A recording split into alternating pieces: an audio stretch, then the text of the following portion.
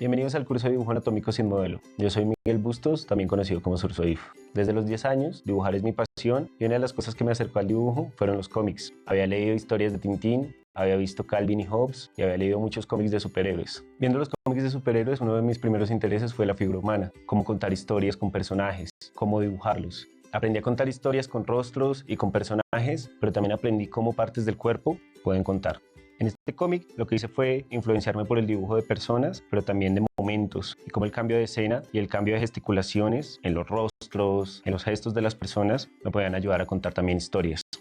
También veía la necesidad de contar historias con diferentes tipos de personas, aprender a dibujar sus gestos, sus manías, las formas de sus cuerpos, y eso me ayudó a explorar también muchos rostros, muchas manos, muchos tipos de escenarios, y también cómo contar historias con partes. Estos diferentes tipos de gestos me llevaron hacia una exploración que tenía que ver mucho más con la anatomía, con las arrugas, con las marcas, con las proporciones, y fue algo que empecé a utilizar más adelante ya en mi trabajo como ilustrador. Tanto la figura humana masculina como la figura humana femenina empezaron a ser de vital importancia y no solamente quería poderlas dibujar, también empezó a haber en mí un interés por contar cosas a partir solamente de la figura y más adelante por poder describirla completa. Entonces me empezó a interesar que la figura humana contara cosas por sí sola. Ya pasamos de un punto en el que estaba contando historias a través de diferentes imágenes a interesarme muchísimo más solamente en el cuerpo.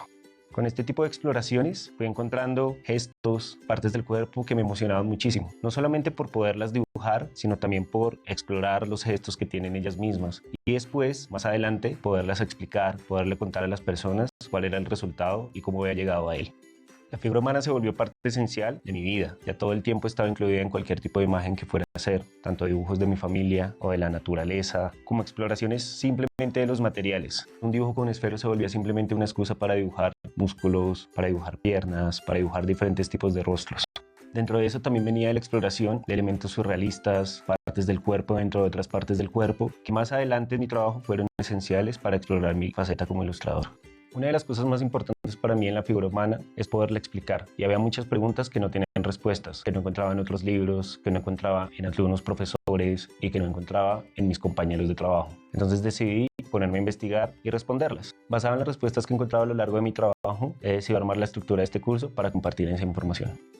Ahora les voy a mostrar un poco de mi trabajo para editoriales. Esta novela gráfica de Rey Naranjo la hice hace 8 años. Mi trabajo consistía en ilustrar la primera parte de esta novela. Era un ejercicio de narración gráfica con el protagonista tal vez más célebre de Colombia, Gabriel García Márquez. Fue un trabajo de varios meses en los que la importancia tenía que ver con contar la historia y sobre todo poder dibujar a un Gabriel García Márquez más joven.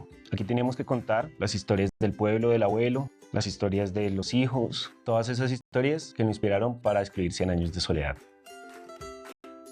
El pornógrafo es un libro de una editorial independiente llamada Vestigio y es sobre textos raros, cuentos cortos. Mi trabajo era ilustrar escenas escandalosas. Fue un trabajo en el que me llevó muchísimo tiempo concebir las ideas de las imágenes, pero debido a mi gusto por la anatomía, fueron muy divertidas. Fue muy placentero encontrar un trabajo en el que podía explorar mis ganas de dibujar la figura humana y además poder contar historias un poco terroríficas.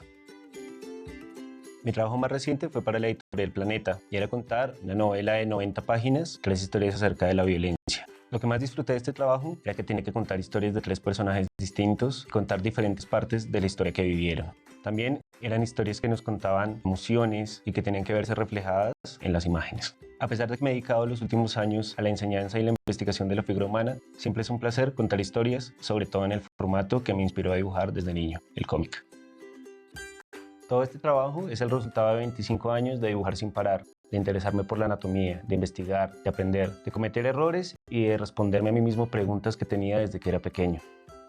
En la siguiente lección les voy a mostrar mis influencias.